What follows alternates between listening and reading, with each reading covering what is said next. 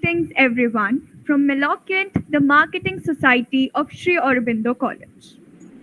The true mark of a leader is the willingness to stick with a bold course of action, an unconventional business strategy, a unique product development roadmap, and a controversial marketing strategy. Even as the rest of the world wonders why you are not marching in step with the status quo. In other words, real leaders are happy to zig while others zag. For the fifth episode of Melody Demystify, the very own podcast of Meloquent, I, Shreya Pujari, will be acting as the host alongside my fellow Gauri Mahendru, who will be the moderator for the same. Today, we have with us one such innovative head, that is Mr. Arjun Vaidya. Mr. Arjun is a D2C founder and an investor. He went to Brown University in 2009 to acquire his undergrad degree in international relations and affairs alongside studying economics. His observations of yoga becoming a multi billion-dollar industry aroused his curiosity towards repackaged identity of Ayurvedic products for modern consumers. And that's when a promise to his grandfather shaped into Dr. Vaidya's, a new age Ayurvedic product startup which brought the traditional Indian Ayurvedic practices in a revamped manner to the young consumers. It has been recently acquired by RP Sanjeev Goenka Group, making it one of India's first D2C exits. He is also the first Ayurvedic entrepreneur to be featured in Forbes 30 Under 30 Asia and Business World 40 Under 40 list. He has also been felicitated with Youth SMB of the Year from Amazon and the Retail Startup Award from the Retailers Association of India. With so many achievements filling up his head, it is very humble of you, sir, to join us today as we explore the intriguing topic of mentoring brands. We wholeheartedly welcome you, sir, to our today's episode and hope you have a wonderful time here. Now, I would like Gauri to take over from here. Thank you so much, Shreya. So it is a pleasure hosting you here. So we Thanks for having me. know, so we are honored. So we know that the foundation of Dr. Vaidya's was based on a promise, but how was this promise executed in real life? This will be my first question to you. Yeah, no. So look, I'll give you a little bit more of background on my life and where this promise came from, and then sort of what I ended up doing. Right. So Vaidya, my last name means Ayurvedic doctor. Right. I come from a legacy of 150 years of Ayurveda in my family. My grandfather, great grandfather, and generations before were all Ayurvedic doctors. But the legacy of our business wasn't a business. Right. My grandfather ran a clinic, which his father ran before him, and he was a very successful Ayurvedic doctor in his clinic. By the way, he used to see 300, 350 patients a day in that clinic, had 12,000 patients writing to him via post. So really, really successful clinic, right? Now, my father wanted to build a consumer products brand out of my grandfather's legacy, but doctors and businessmen don't see eye to eye. So eventually, after 1 year of trying to work together, they went their own way, and my father started a jewelry and watch business, which is now what I would say my family business. But I grew up with asthma, right? I grew up with juvenile bronchitis. I grew up with pumps, nebulizers, steroids, inhalers. And when I was 5, like most kids, I went to play cricket. But by age 7, my grandfather pulled me off the cricket field because there was too much dust on the cricket field and it was affecting my asthma. So at 7, I was the only kid who was playing golf and squash, right? I used to go for those birthday parties. And when I was young in the birthday parties, they used to serve Coca-Cola and Limca and Fanta and chips and those kind of things. Now, obviously, that's not the norm any longer, but at that time it was, right? And I was the only kid who couldn't have it. Like, I wasn't allowed to have Coca-Cola. I wasn't allowed to have Fanta. Like, I don't think I tried Fanta till I was like 14, 15 years old, right? So all these things bothered me. Like, I was the only kid who was playing golf and squash while like all my friends were playing cricket and football. So I got into Ayurvedic treatment, and 14 years later, I was cured of asthma. I was like 15 and a half years old by my grandfather's Ayurvedic treatment. And so I became a believer in the science more than just our family legacy, right? I went to the US, did my undergrad there, and I didn't study biotechnology like my grandfather wanted me to. But I went to the US, I saw the move toward natural organic products. I saw yoga being repackaged, right? With yoga mats, yoga gyms, yoga apparel, Lululemon being a multi-billion-dollar industry in the US. I started to think to myself, like, why should they have taken what was ours and repackaged and sold it back to us? That doesn't make any sense, right? As Indian sort of citizens, as Indian companies, we need to take Ayurveda to the world. So I came back to India with that thought. I worked in private equity for 3 years. And at that time, like, there was a big change happening in Ayurveda, right? Indian consumers had changed. I grew up in India where I was gifted a Japanese electronic sharpener for my 11th birthday from a store that only sold imported products. When I came back to India, we were happy to consume quintessentially Indian brands, right? So that was a big change. Government change, Ministry of Ayush was created. Hundreds of thousands of consumers like you came back to Ayurveda and started consuming Ayurvedic products, right? So all of this was happening, and unfortunately, my grandfather passed. And so we had this rich legacy, we had these formulations, we had this macro supporting Ayurveda, and we also had my thought process of believing that ancient Ayurveda and modern consumers, there is a disconnect. And there needs to be a bridge between ancient Ayurveda and modern consumers. And that's how the conception of Dr. Vaidya's being New Age Ayurveda came about. Yes, sir, this is absolutely true. Like the last statement, because mostly youngsters, they don't believe in that old saying कि अच्छा तुम अजवाइन खा लो ऐसे खा लो तुम ठीक हो जाओगे या your problem will be cured. They tend to argue कि नहीं, this is all false, we'll go to a doctor, that is much better. Like I have personally seen many people doing this, so I know. So basically, if not this business, if not that promise or something else, what else would you have chosen? I mean, I always wanted to be a cricketer, but I was never good enough at playing cricket. So I would have dreamed to be a cricketer, but I wasn't ever good enough. That's amazing, sir. So what was your approach for marketing Dr. Vaidya's? What setbacks did you face during that time?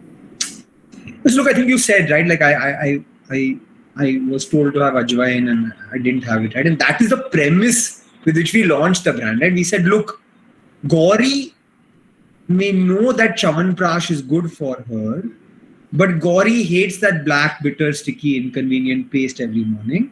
And that's the problem I have to solve, right? And so we said, New Age Ayurvedic products or Ayurveda for the 21st century consumer. And initially, look, Ayurveda is an industry categorized by stalwarts who have been in the business for hundreds of years, right? Dabur, Patanjali, Emami, Baidyanath, Zandu, all of these companies have been around for a really long time. So how do you build that trust, right?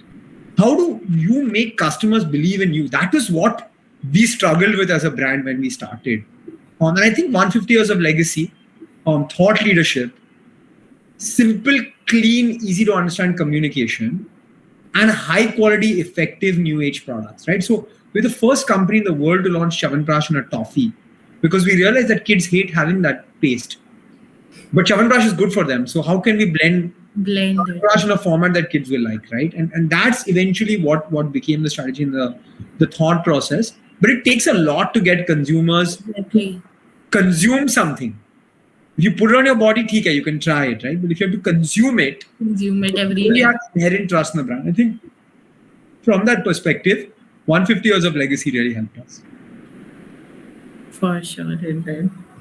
So you come from an era where major technological changes happened. Like you saw e-commerce industry coming up at that time. So how did you felt that your brand will, have a good image in that industry? Because when we still look at to the other side, e-commerce has as much as negative reviews as positive reviews. Look, I think the first problem we were trying to solve was, hey, like, what's the new age way to solve the Ayurvedic problem, right? We thought it was products when we started, right? And then we went offline like most brands did in 2016, 2017, and failed miserably, right? Like, so I remember we had a launch event at Taj Lands End Hotel in Bombay. We called like many distributors. 6 of them agreed to buy our products. We sold 10 lakhs worth of stock, had 22 sales reps. And 3 months later, I got 9 lakhs worth of the 10 lakhs back, right? And for someone like me who was a good student, who went to a good college, got a good job out of college, this was like the biggest setback I had in my life, right? But that forced us to pivot online because we said, look, in offline, there are large brands. They've been around for a really long time. They know what they're doing. There's no reason for people to want to buy me. and also I don't have the funds to play that game against them. So online was a natural pivot, and my wife actually, who was my girlfriend at the time, she was at Goldman in the UK, and then she had come and worked in the founding team at Nykaa in 2014. She was the sort of first few folks there, and she said, "Arjun, something is happening here." So I convinced her to join me, and I said, "If you're doing online, you have to be on for the ride." And I did have a co-founder, right? So it was perfect to bring a co-founder on board because I was not great at anything. I was good at many things, but I was doing too many things. So I had to become great at a few things, right? Yeah. And so really, after, she got convinced, but both the families said, you guys should get engaged before you start working together. You can't be dating and running a company together. So we got engaged. And she joined the business in mid-2017. And that's when we started the online journey of Dr. Vaidya's. Online was really interesting, right? Because 2017, 2018, like D2C wasn't a term. Today, everybody's talking about D2C. I agree. Nobody talked about D2C. People said this is like a pipe. There was a fear about online, ki nahi, online products are fake and stuff like that. So building trust in that time period, right? Like we were at one order every 3 days on our website in November 2017. And sort of learning online, we learned Facebook marketing, Google marketing, Shopify, website, tech, all of these things on our own, SEO on our own for 1 year. And we scaled our business from one order every 3 days to 50 orders a day in November till November 2018, right? And 50 orders a day today is not very exciting. Like anyone can do 50 orders a day. But that time, a single branded Ayurvedic product store doing 50 orders is a big deal. So I think that's how we sort of learned the online business. We learned how it was to really interact with customers. Between Trisha and me, we did all customer service for the first year. We used to pick up the phone and talk to customers, right? So understood their problems, understood what kind of new products they wanted, took in the insights, knew how to reach out to them for a reorder. All of those things really helped us understand what customers want and what they don't want. And I think once we got to 50 orders a day, right, we were far ahead of everybody else. And then from 50 orders a day, we were market leaders and we were just poised to grow. It would have taken great courage for you to, shift such a huge brand to complete online and then failing and then coming back again. Yeah, I think the failure offline like forced us to go online. And I think if there is one thing that I am really happy about, it's that we failed offline. Had we not failed offline, had we done reasonably okay, we would have stuck offline and never been able to do what we did online. This is so true, sir. So what mindset, according to you, proved to be the most fruitful one when it came to the success you achieved with your brand? Just one, it was grit and resilience, right? We failed a lot. And, people don't understand how much failure entrepreneurs go through, right? Like, even at 1,000 orders a day, 2,000 orders, 5,000 orders, we failed every day, right? And so sort of reacting to those failures in the right way, positively, and standing up from those, that is the mindset of a founder. And that I think is really what got us going and got us to where we did eventually get. So you graduated from Brown University in 2013, right? So why was there a 3 years gap? Like, why didn't you just shift it directly to the business? You worked in El Catadin as an investor. Yeah, look, I think, I was 21 and a half years old when I came back from college, right? And I think there was a lot for me to learn. And I think as an investor, I got a lot of exposure. Also, my grandfather was still alive, right? So he was running his clinic. It wasn't a business, but it was a clinic. Yeah. And I think him passing away and me remembering the promise I made him, that was a sort of step that had to happen in this journey. So basically, it was like, you need to start something, but you will take some time to do it. And I think it helps to get experience, right? Being a 21 and a half year old founder who has never seen a P&L in his life, I think would have worked for 3 years. That answers my next question. That is my next question, that how do you feel those 3 years worked as a good opportunity in the next part of your life? Well, look, I got a lot of maturity. I met 150 different entrepreneurs across all consumer categories: food and beverage, car and bike, apparel, jewelry, watches, wines and spirits, cinemas, across the board, right? And got so much exposure at that age and got to learn so much. So I think that was really interesting. It was, for sure. So with the recent acquisition by the Goenka Group, do you feel that there will be a dilution in your family's legacy? I hope not. I think there will be. they are the right people for Dr. Vaidya's. Look, I think initially when we partnered with them, we thought a lot about who we wanted to partner with, because it's not just a business, it's a family legacy, and my name will still stay on that door, right? And will still stay on all those products. So we had to be sure who we are handing over the legacy to. And I think we had a lot of conversations, a lot of meetings, a lot of deliberation before we chose our partner. So I'm pretty confident in them because I would have never let them invest in the business had I not been confident. So I'm sure they'll do a great job with the legacy. And look, I'm still a customer and a fan rooting for the success of Dr. Vaidya's at all points of time. True. The journey has been good from past 2 years. The acquisition was in June 2019, I guess. The first investment was in June 2019. The acquisition happened in March 2021. Oh, recently. So did COVID affected your business? Like it would have given a rise? Yeah. Very, very steep rise. Look, we were market leaders, plus we were online, plus we were Ayurveda. Health and wellness got a huge boost, and we had tactical immunity products launched, immunity and hygiene, 7 products launched through the lockdown between April and June 2020. So I think we were positively impacted, if you can say that. But I think we were in the right place and took the right decisions at the right time. This is amazing, sir. So would you give some tips about the India's DTC ecosystem? Because there are still people who are unaware of it. Are there people who are unaware of it right now? Like my parents had never placed an order online until April 2020. My dad has now placed 20 plus orders on Amazon. He goes on his Instagram feed, clicks on that quinoa pasta, buys it, and then calls the customer service and says, I see your company is in Bombay. I am in Bombay. My son runs an online business. Doesn't take more than 3 days to deliver to me. Why are you taking so long? So I think it's a fundamental change in the way people consume, the way people behave. And I think people may not be as aware of D2C, but all of us are consuming online now. Right? And there's been a fundamental change and shift in behavior. I think that's already happened.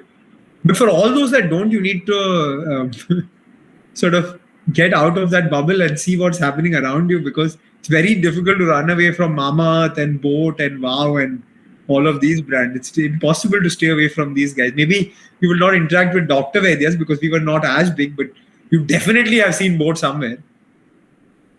This is true. So what drew your attention towards investing? Look, I think I was fortunate to be an investor straight out of college. I got a lot of exposure from there. While we were running Dr. Vaidya's, we were not investing at all, zero. Once we decided to exit the business, I think it's our responsibility, both my wife and I, to give back to the ecosystem and support the next generation. Our goal when we exited the company was, let us empower the next 100 D2C brands, right? And through mentoring, advising, investing, teaching, we teach courses on D2C all the time. Every month we're teaching our playbook on D2C. I think that's the way for us to give back. Like we have had our outcome, and at our age, we've had a reasonably large outcome. But now what can we do to help the next generation of people? Like when we were starting, there was nobody to tell us what to do, how to do SEO, what's the right channel to use. Nobody knew that, right? Or nobody told us about that.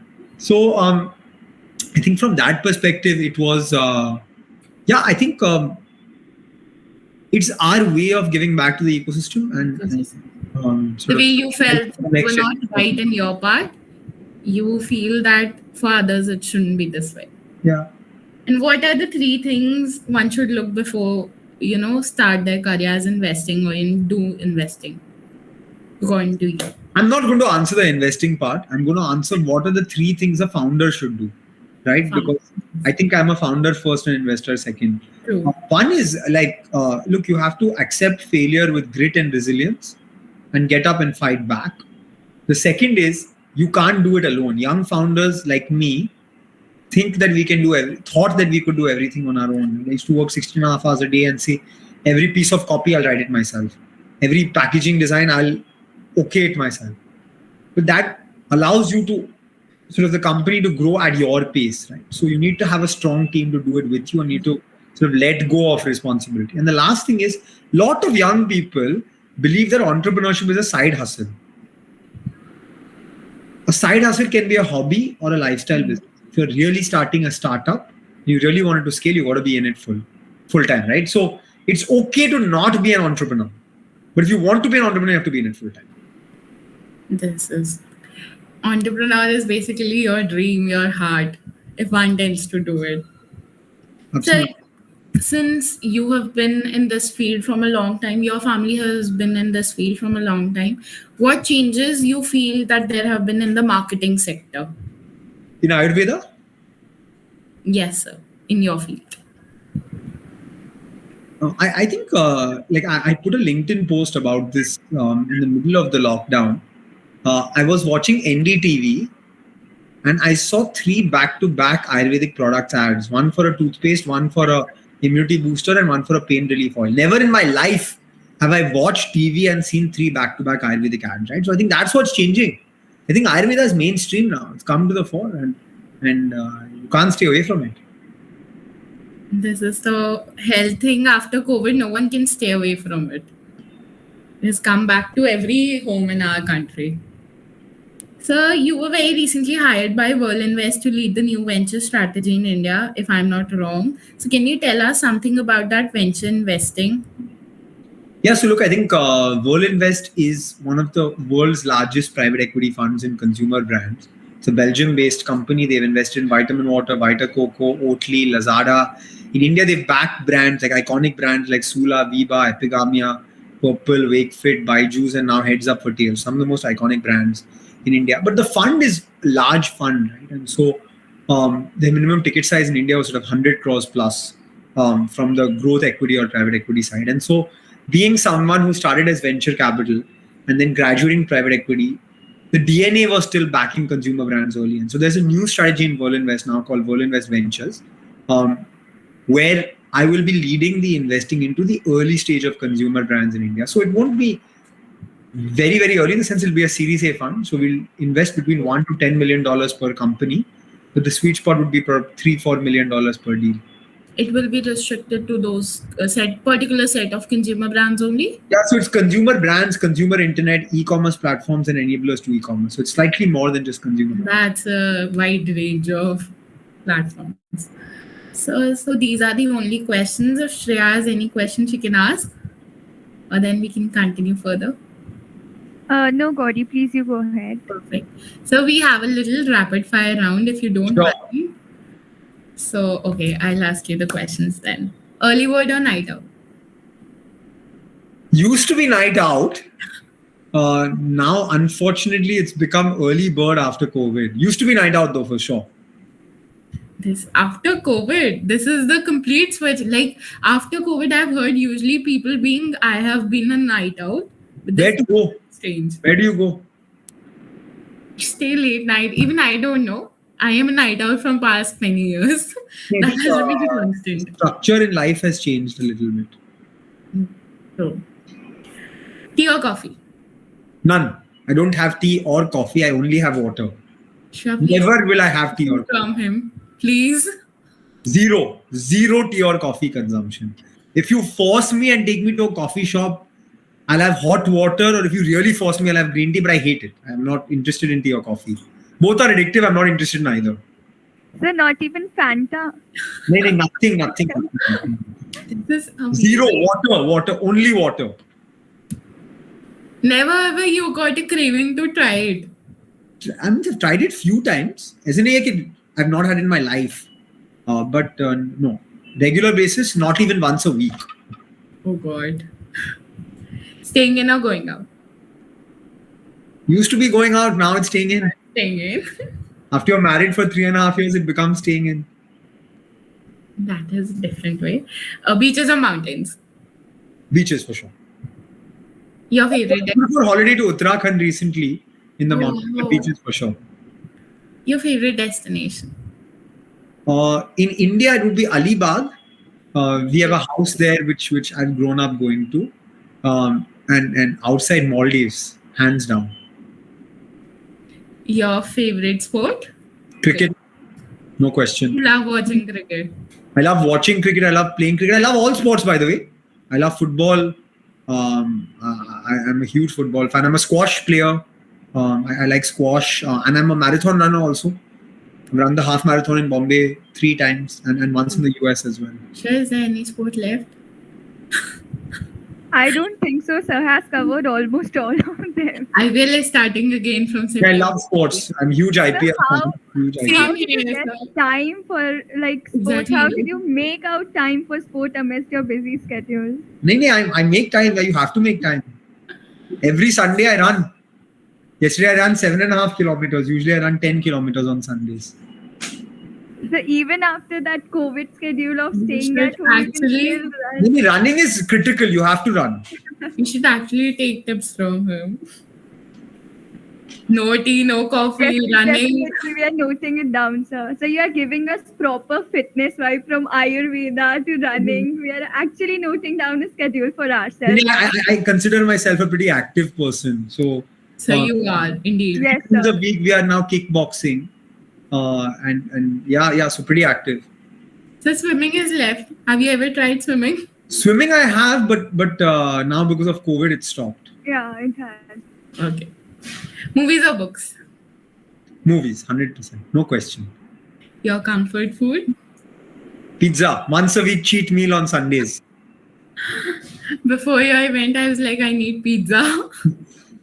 And Best- I'm happy that there is one thing that sir has talked not from a health perspective and from Once a week cheat meal. Otherwise It is okay. I'm gluten free and sugar free in the week. so you are legit giving us those fitness goals and we will be Reach my very age to become like this. You have to reach my age to become like this. Now I'm 29 years old, so you have to reach my age to be like this. There's still time for us to reach at that point of time. So best thing about being an entrepreneur? The rush of creating. Do you ever feel that you would have been better if you did a job probably? No chance. I did a job and I'm happier being an entrepreneur. So job or business, it will always be business. Look, I think it's personal, but I became who I am today because of Dr. Vaidyan's. Describe yourself in a hashtag.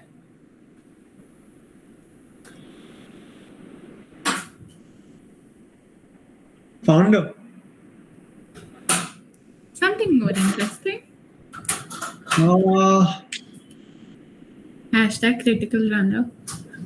hashtag? Hashtag runner. No, I think, no, runner is not enough. Look, I'm super patriotic. I'm super patriotic. So I would say like hashtag proudly Indian. This is amazing. One advice you would give to your 16-year-old self. Nothing. No advice. I'm a big fan of the journey.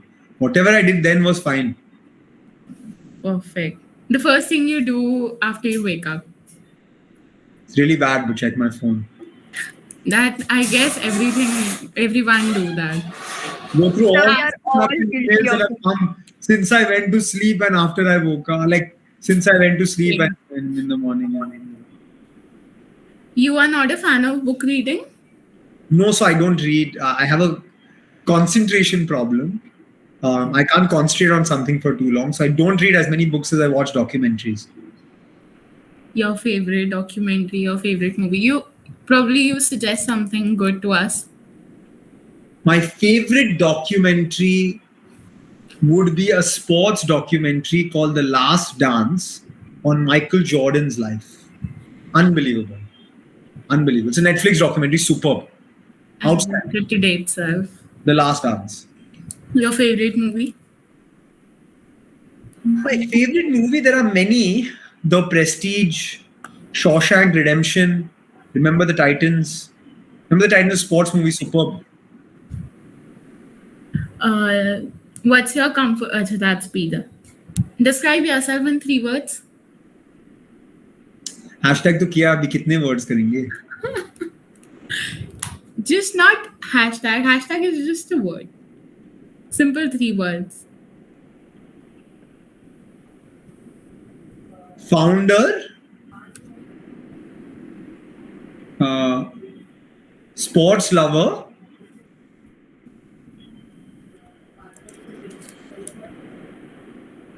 and nice guy. Nice guy.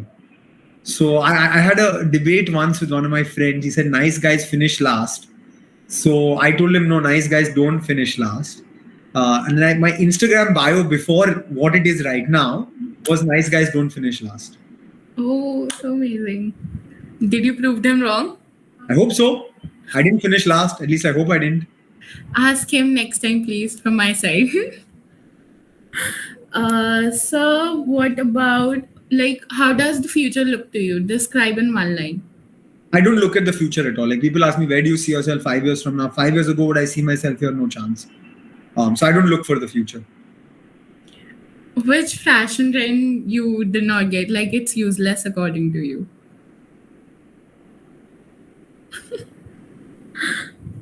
There can be more. Look, I honestly cannot fathom how people are spending lakhs of rupees on sneakers. I don't get. Like I like sneakers, but lakhs of rupees I don't get on sneakers. Sneakers mein khari dala hai and all. I don't understand that. This is true. My friends buy it, but I don't buy it. How does an ideal Sunday looks like to you? At home, eat some pizza, watch the Premier League, like watch some football, or Running 10 kilometers? Or if India is playing a test match, then watch the test match, pretty much. Perfect. And Sunday run, critical, 10 kilometers. Exactly. So that marks the end of our rapid fire show. It was amazing. Thank you so much. Before ending, would you like to give one tip to our viewers? Stay hungry, stay foolish. That's an interesting one. For sure, there'll be a lot of hell curious with this. It is truly something to ponder upon. Like Yeah. we will still be thinking about it after. We'll be thinking about this event for sure. It used to be straight opposite, the wall straight opposite where I was sitting in my office was a picture of Steve Jobs and it said, stay hungry, stay foolish. Stay hungry, stay foolish. I'm gonna remember it every time. So that will be a motto for our society. We'll stay hungry and Stay foolish. yes. I think we are done with the rapid fire round. So on behalf of Meloquent, I would like to thank you, sir, for joining us today. It indeed was a fun as well as an enlightening session for all of us. Your insights on mentoring brands is definitely something we should all look upon. I am sure our listeners will be benefited with this as well. So thank you so much, sir, for answering all our questions so patiently and in such an intricate manner. And we truly had a lot of fun with you in the rapid fire round. With this, it's a wrap for our 5th episode of Melody Demystifying. Thank you, everyone, for joining us today.